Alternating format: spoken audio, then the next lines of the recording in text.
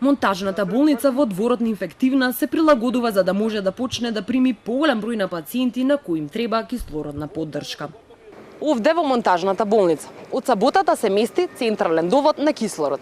Досега ковид пациентите кои лежеа тука кислород примаат преку кислородни боци. Инаку болницата има 11 соби со по 6 кревети. Во моментов е скоро празна.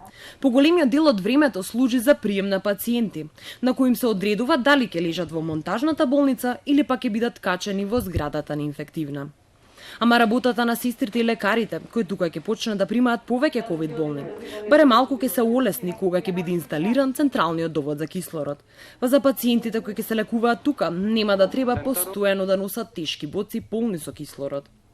Во меѓувреме, во детската болница во Козле за само една недела хоспитализирани 20 пациенти. Меѓу нив има и 2 деца.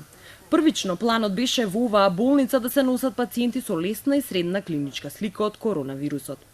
Но оттаму велат дека оваа болест е непредвидлива, па така на ковид позитивните луѓе често пати клиничката слика може да им се влоши. Имаме околу 20 позитивни пациенти на ковид, тие се пациенти од 41 годишна возраст до 85 годишна возраст, можеби ќе имаме и постари во текот на денот.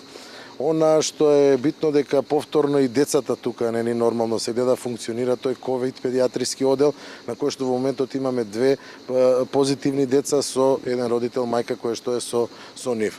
Во Штип кој котира високо на листата по корона заболени. Останаа само 3 кревети на инфективното оделение, 30 се хоспитализирани, а за 20 се чекаат резултати. За да се ослободат болнички легла, на оние на кои им е подобрено здравието, ќе ги пратат на домашно лекување. Во Тетово пак, како едно од ковид жариштата, инфективното оделение е скоро празно. Во него се хоспитализирани само 17 пациенти.